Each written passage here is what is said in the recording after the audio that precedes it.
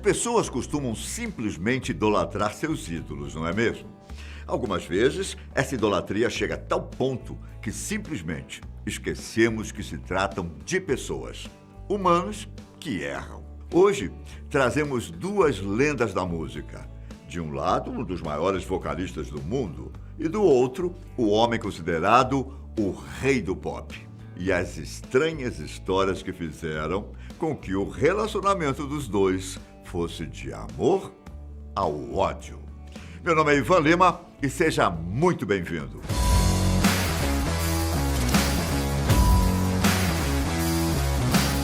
Você aí de casa com certeza sabe de quem eu estou falando, não é mesmo? Freddie Mercury era o vocalista e líder de um dos maiores grupos de rock da história, o Queen. E juntos emplacaram inúmeros hits nas rádios do mundo inteiro. No outro lado dessa história, temos um artista ainda mais bem-sucedido. Uma tarefa difícil, por sinal. Michael Jackson, o rei do pop, é o detentor do recorde de álbum mais vendido, com o lendário Thriller. Michael Jackson era muito mais novo que Fred, cerca de 11 anos mais jovem que o cantor britânico. Porém, quando a banda Queen realmente estourou em 1974, Michael Jackson já fazia sucesso há muito tempo. O grupo Jackson 5, formado por Michael com seus irmãos, já fazia um sucesso na metade da década de 60. O próprio Michael saiu em carreira solo no ano de 1971. No final da década de 70, exatamente em 1979, Michael Jackson lançava o álbum que começaria a transformá-lo em uma lenda. Nessa mesma época, hits do Queen também estavam no topo das paradas da Billboard e, dessa maneira, tanto Michael quanto o grupo Queen faziam turnês pelo mundo inteiro. Não demorou muito para que Michael começasse a assistir shows do lendário grupo Queen. Uma vez, quando perguntado se era fã da banda, Michael foi enfático em responder: "Eu sou fã de Freddie Mercury." Não era à toa, não é mesmo? A voz e as performances de Fred são inesquecíveis. Também não demorou muito para que Fred e o rei do pop se conhecessem. Aconteceu após um show da banda britânica, quando Michael entrou no camarim do grupo. Foi dessa maneira que, inicialmente, Fred e Michael se tornaram amigos. Eles não poupavam elogios um ao outro em entrevistas. Apareciam juntos constantemente e, uma vez, Fred chegou a dizer que o rei do pop ligava para ele constantemente para conversar e discutir a possibilidade de uma parceria musical. Michael acreditava que os dois juntos lançariam algo que abalaria o mundo da música, o que é provável, devido ao talento das duas lendas. O rei do pop gostava muito dessas aventuras musicais, já havia gravado com Paul McCartney dos Beatles e liderado outros projetos como We Are The World, uma união de dezenas de músicos em prol de uma causa social, a fome na África. Fred, então, chegou a passar alguns dias morando na casa de Michael, gravando músicas. Porém, elas nunca seriam oficialmente lançadas naqueles tempos.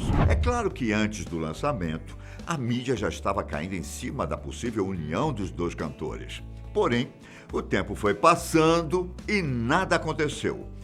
Toda vez que os jornalistas perguntavam para os cantores quando essas músicas iam ser liberadas, e talvez será possível sonhar com uma turnê conjunta, os dois artistas mudavam de assunto, dizendo que era difícil para os dois conciliar as agendas lotadas que tinham.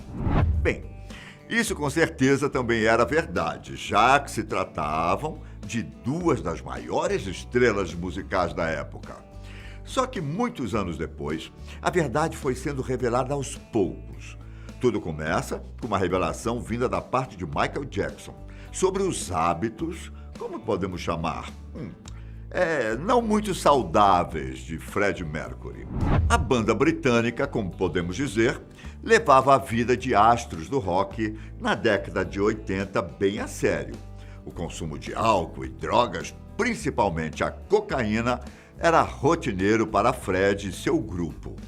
Michael não gostava que Fred usasse a droga, o que ele fazia até mesmo quando estava na casa de Michael, gravando as músicas. Por mais irônico que possa ser, Fred também já reclamou publicamente da caretice de Michael Jackson.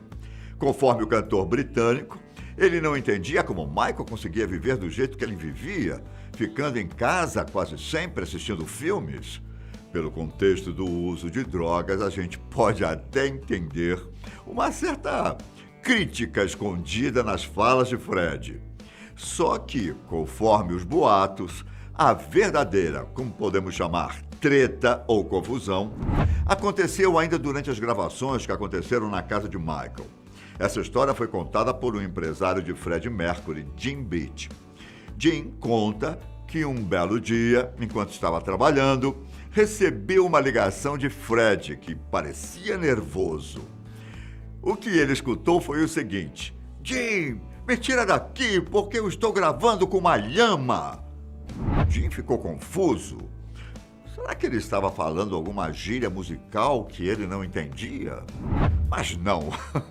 Acontecia que Fred estava literalmente gravando com uma lhama. O bicho, que era de Michael Jackson, era trazido todo dia para o estúdio pelo rei do pop. Um hábito que realmente podemos considerar um pouco estranho, não é mesmo? Muita gente diz que esses hábitos um pouco excêntricos de Michael Jackson era devido ao fato de sua infância ter sido roubada pelo trabalho artístico, quase obrigatório, que foi obrigado a fazer pelo seu pai. Já na vida adulta, muito rico e praticamente sem ninguém para impor limites, fazia o que bem entendia. Um desses hábitos, nada convencionais, era levar a sua lhama, Louie, para o estúdio todo dia. Porém, não podemos falar muito do hábito de consumir drogas, não é? Bom, o grupo Queen era famoso na época por dar festas com pequenas feiras de drogas para o público poder escolher qual entorpecente iria usar.